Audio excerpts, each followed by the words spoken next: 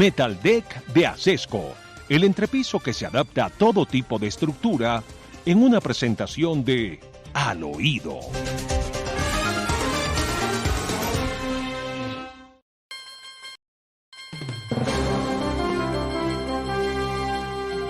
Usted se pregunta, además, como se preguntan muchos colombianos, ¿qué pasó en la lucha contra el narcotráfico? La respuesta es muy sencilla, es que no hay lucha contra el narcotráfico. Hay apoyo al narcotráfico. La erradicación manual de cultivos, porque la erradicación aérea se la había tirado la Corte Constitucional diciendo mentiras, que el glifosato era dañino para la salud. Hay que comparar el daño que hace, que puede hacer el glifosato con el daño que hace irreparable, dicen los expertos, el daño que hace el narcotráfico. Entonces, no hay erradicación aérea, pero tampoco hay erradicación manual. El país está que no cabe de coca. Tan no cabe de coca, de mar, que está bajando el precio de cocaína por exceso de oferta. Hágame el favor. Está bajando el precio. Era lo que faltaba, ¿no? Lucha contra el narcotráfico. Pues, doctor Fernando, lucha contra el narcotráfico que no va para ninguna parte, pero sabe que sí va para alguna parte y no sabemos en qué bolsillo está terminando esto. La cantidad de dinero que se están gastando en la supuesta lucha contra el narcotráfico en el gobierno de Gustavo Petro. Una sencilla cifra que le entrego a usted y a la audiencia sobre eso.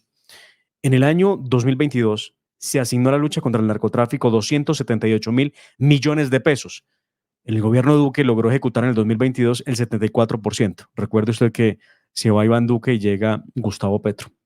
Pero cuando llegó Petro duplicó el presupuesto, doctor Fernando, y pasamos de un gasto de 278.000 millones de pesos a 768.000 millones de pesos.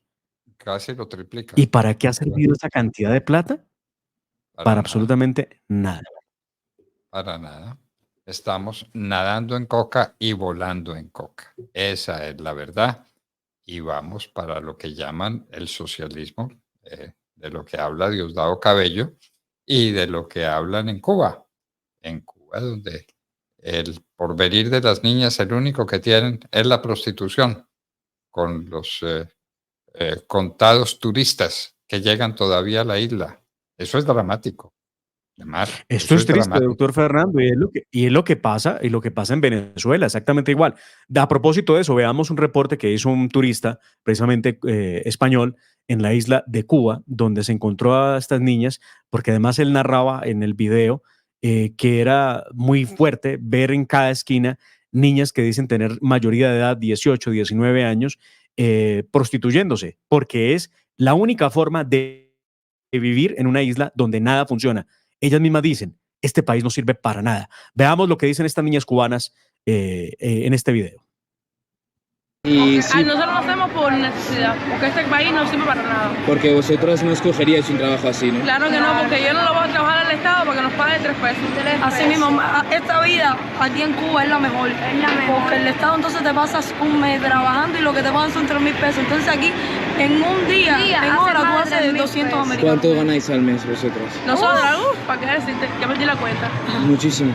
Claro. En una semana puede que tengamos 500 americanos. O más. Más, menos. Depende como este día. ¿Os gustaría que vuestras hijas, si tenéis algún día hijas, fueran jineteras? No, nunca. Mis hijas lo va a hacer la Yo le voy a tratar de todo lo que yo nunca tuve, ella lo quiero dar a ella. Y para acabar ya, y os dejo, ¿cuáles son las ventajas y desventajas de ser jinetera? Tenemos que estar muy lindas. Arregladita, bien vestida. Porque como ves, ahora hay muchas chicas haciendo esto. Y mucha competencia. Oye, muchas... Ese es el socialismo. Ese es el socialismo del siglo XXI. Y es para allá, para donde nos llevan. Qué horror. No tenga la menor duda. Mientras tanto, Gustavo Petro hace anuncios, doctor Fernando. Mire que ha trabajado en todo el tiempo que lleva, 1 año y 9 meses. Nunca habíamos visto a Gustavo Petro tan concentrado en los asuntos que a él le interesan. Por supuesto, hacer campaña, porque eso es lo que ha venido haciendo hace 2 semanas por cuenta de la famosa constituyente. Y se lo ha pasado ya por Bogotá, por Soacha, en Cartagena, en Pereira, en Manizales, estuvo en Cali el fin de semana y de allí anunció nada más y nada menos que va a ordenarle a la fiscal que deje en libertad a los terroristas de la primera línea. Veamos qué fue lo que dijo Gustavo Petro, esta otra promesa de la campaña que está haciendo. El ministro del Interior le voy a pedir que redacte un decreto para crear una comisión de la verdad alrededor de los hechos que se sucedieron en el llamado estallido social en Cali.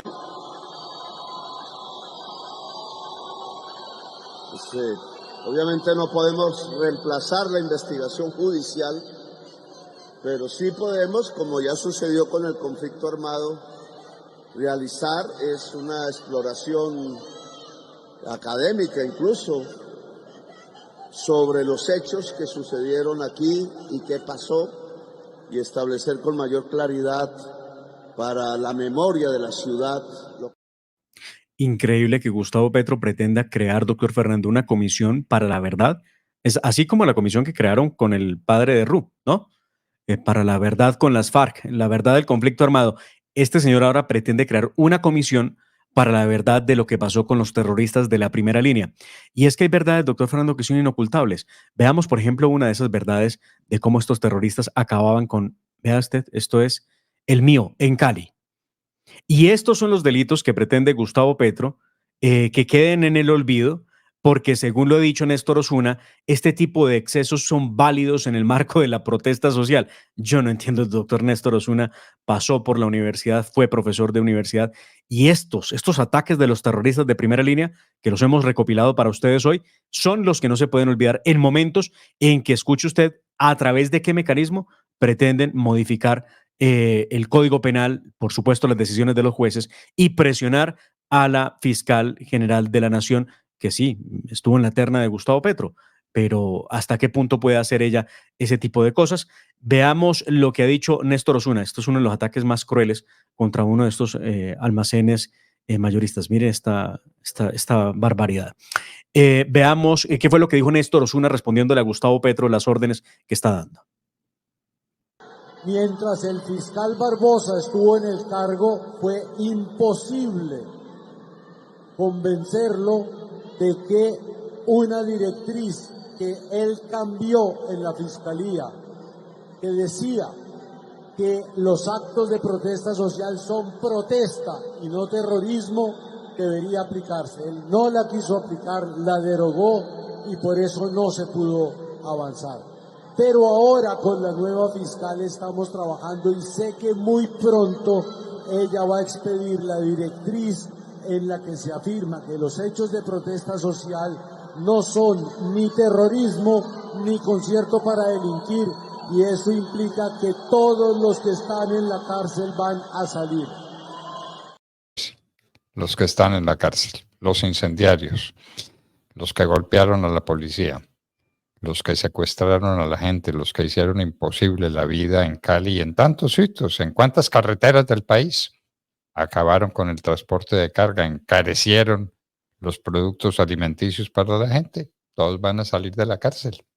Y lo dice Néstor Osuna con toda claridad, ¿no? Más de 300 bloqueos en el país, doctor Fernando, 1.300 policías heridos y gravemente heridos, y por supuesto decenas de vehículos, establecimientos privados atacados por la primera línea, como recordará usted, por ejemplo, el Hotel La Luna en Cali, donde le prendieron fuego porque el ESMAD estaba allí, resguardándose precisamente de los mismos criminales. Y por supuesto, sin contar los multimillonarios gastos que los que incurrió el Estado colombiano para recuperar los sistemas de transporte como el Mío en Cali y el Transmilenio en Bogotá. Lo cierto es que el gobierno Petro va decidido a lograr la libertad de los criminales de primera línea a través de este tipo de acciones. Bueno, y mientras tanto sigue debilitando al ejército. Lo que hizo con Israel es increíble. Independientemente de lo que pasa en la Franja de Gaza, Israel es nuestro gran proveedor de tecnología militar.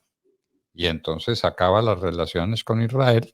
¿Y qué pasa con los aviones Kafir? ¿Y qué pasa con los fusiles Galil? ¿Y qué pasa con los tanques de última generación que se trajeron? Y con todos los dispositivos de tecnología militar que nos suministra Israel.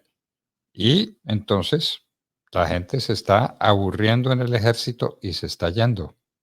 Es cierto que tenemos más de 8.000 soldados y oficiales que han pedido su retiro del ejército de mar. ¿Eso es cierto? Claro, doctor Fernando, esto se fundamenta en un derecho de petición que se le presentó al Ejército Nacional, al Ministerio de Defensa, donde se pedía la relación de los hombres que han solicitado la baja. Por supuesto, el hecho que se sustenta en muchos de las que han decidido retirarse de la fuerza pública ha sido la desmoralización frente a lo que está pasando en el país. Por supuesto, ellos no tienen seguridad jurídica, sí son perseguidos en caso de que terminen confrontando o enfrentando a los mismos bandidos que están en las calles de Colombia, como si nada pasara. Me refiero, por supuesto, al ELN y a las FARC. En promedio, cada día, 25 soldados están decidiendo irse de la fuerza pública porque la verdad no le ven sentido a seguir en el Ejército Nacional o en alguna de las fuerzas en el Estado. Qué horror, qué horror. Bueno, entonces nos quedamos sin soldados, nos quedamos sin presupuesto, nos quedamos sin manejo tecnológico, se nos han caído los helicópteros. Al país se le olvidará que se cayeron 5 helicópteros en el último año. Los últimos helicópteros en los que se mataron 9 oficiales, el helicóptero ruso, que no tenía mantenimiento. Los asesinaron. Asesinaron 9 muchachos de nuestro ejército, de mayor para abajo, de teniente coronel para abajo. De teniente coronel para abajo, van 21 militares muertos en la caída de 5 helicópteros. Y el gobierno de Gustavo Petro pues no dice una palabra, porque lo que ellos se hicieron para tratar de justificar esto era que era un tema de condiciones climatológicas, que el clima estaba muy malo y por eso el helicóptero se cayó, el más reciente por lo menos, el del sur del departamento de Bolívar. Y los otros se cayeron porque... Pues seguramente por causas similares, sí. Porque resolvieron caerse. Están matando a nuestros hombres con helicópteros que no tienen mantenimiento. Bueno, y la situación económica gravísima. Lo de la CEPAL no ha sido motivo de discusión pública, la gente no habla del tema, pero 1.3% de crecimiento es hambre de mar. Hambre, hambre. La gente con esto no puede vivir. El presidente Uribe decía, no podemos crecer menos del 5%. El país no es viable creciendo menos del 5%. Y vamos a crecer ligeramente por encima del 1% si se cumplen las previsiones de la CEPAL que Enrique Gómez dijo que las veía demasiado optimistas. Hágame el favor. Y se cayeron las exportaciones. ¿Con qué vamos a hacer mercado? ¿Cómo es la caída de exportaciones de mar? De acuerdo, doctor Fernando, con el informe del DANE y de la DIAN en este caso, sobre todo el DANE, en marzo del 2024 las exportaciones de Colombia fueron de 3.830 millones de dólares, una cifra que representa, según el mismo reporte, una disminución de 14,2% si se compara con el mismo mes de marzo del año 2023. Donde ya estaba Gustavo Petro. Claro, Sí, por supuesto. Ya estaban en caída libre las exportaciones. Y entonces no tenemos con qué hacer el mercado, porque no estamos exportando nada. ¿Qué? ¿Ni siquiera combustibles? Ni siquiera combustibles. Las exportaciones se vieron afectadas principalmente por la caída en un 15,5% de las ventas externas del grupo de combustibles y productos de industrias extractivas. Ahí están logrando el decrecimiento doña Irene Vélez y Gustavo Petro, que debe estar feliz, porque cuando vea esa noticia va a ser lo que hizo hace unos meses cuando celebraba que había bajado el consumo de gasolina en todo el país. De verdad que es perdónenme la expresión, de dementes pensar que es una buena noticia que bajemos el consumo de combustibles, cuando gracias al combustible es que se moviliza el país. Pero para ellos eso es un hito para resaltar. Irene Vélez es nuestra actual cónsul en Londres. Cónsul en Londres. Sí, señor, claro. Ave María. Bueno, hay que pagarle bien sus servicios. Y Petro tiene mala memoria y no se acuerda de sus andanzas de guerrillero, de las cárceles del pueblo, del asalto al Palacio de Justicia, del asalto a la Embajada de la República Dominicana. Eso se le olvidó a todo el mundo, ¿no? ¿Cuánta gente tuvieron enclaustrada, es decir, secuestrada? Tuvimos muertos. ¿Qué pasó en la República Dominicana? Nadie, parece que todo el mundo lo olvidó. El M-19 y sus andanzas. ¿El ELN se lo recuerda? Antonio García, doctor Fernando, líder del ELN, el fin de semana publicó estos trinos, y me permito ponerlos en pantalla. para leerlos con ustedes. Aquí está hablándole Gustavo Petro y le dice lo siguiente: hablando de economías ilegales de las que le gusta hablar a Gustavo Petro, recuerdo que en la mitad de la década de los 80, siendo apenas él un dirigente regional del M19 en Santander, nos solicitó que lo lleváramos en unos impuestos que el ELN estaba cobrando al transporte. Efectivamente lo llevamos y le entregamos un billete de un impuesto cobrado. Él y su tropa se gastaron ese billete en trago y francachelas, no en la lucha. Desde luego que los siguientes meses tuvimos que cortar esa contribución a las farras. Ave María, por Dios. El ELN hablando pues de los impuestos cobrados a los transportadores, la extorsión, la violencia, y esa plata se le da a Petro y se la robaba también, ¿no? Sí, se la roba también. Pero vea usted, doctor Fernando, cómo además termina recogiendo también o haciéndole memoria a Oti Patiño, el actual comisionado de paz de Gustavo Petro, exmiembro del M19, por supuesto. Vea usted lo que le dice. Ahora a Oti se le dio por hablar de las retenciones económicas que volverá a realizar el ELN. Aquí además notifican a Colombia que esto seguirá. Pero se le olvida las que él y el M19 hacían.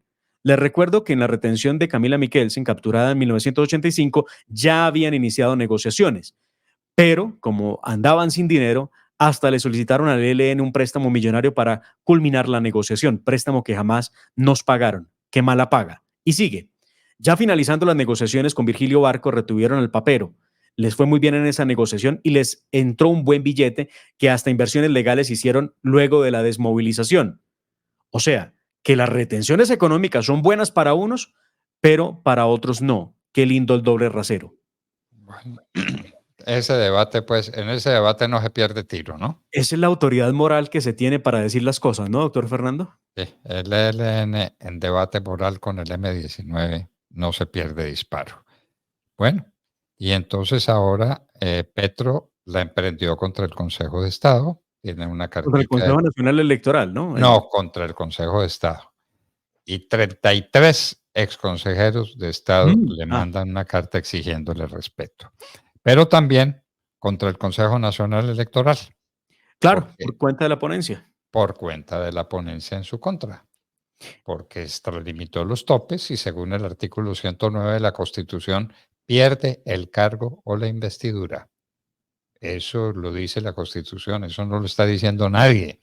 Y esa fue una Constitución que no se aprobó contra el voto de Petro, que se sepa.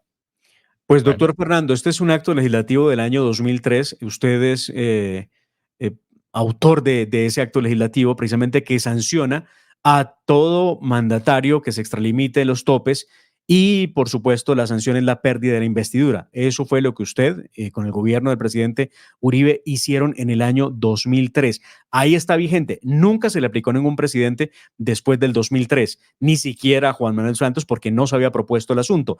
Por primera vez se propone durante el gobierno Petro y es lo que debiera ocurrir. Pero, pues muy bien, lo que tenemos ahora, doctor Fernando, es la tesis del petrismo que indica que campaña es todo menos el día de las elecciones. Eso es lo que dice el petrismo.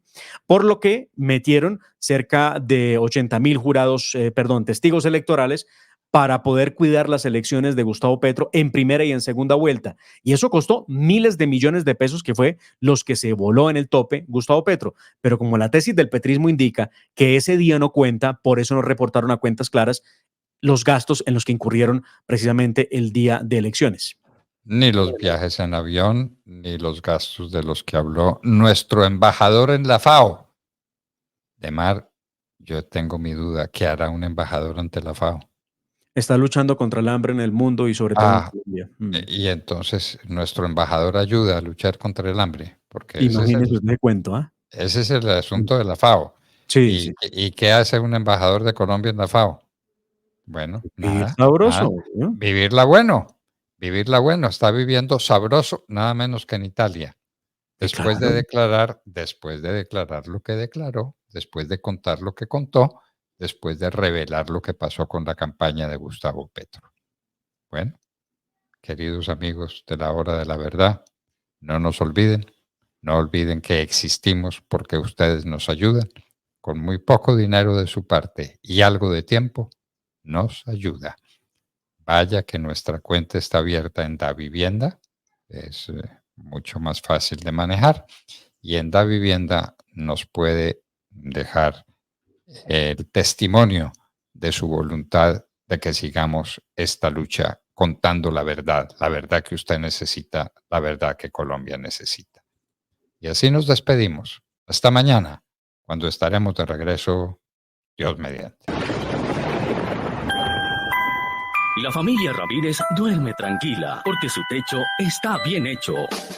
Bien hecho como las cubiertas Acesco. Por su doble capa protectora, son ultra resistentes a la corrosión y al paso del tiempo. Para que tu techo quede bien hecho, exige calidad Acesco. www.lahoradelaverdad.com.co. Escúchenos desde cualquier parte del mundo a través de nuestra página de internet. Opinión, deportes, cultura y entrevistas. Visítenos y participe. www.lahoradelaverdad.com.co. Pase la voz.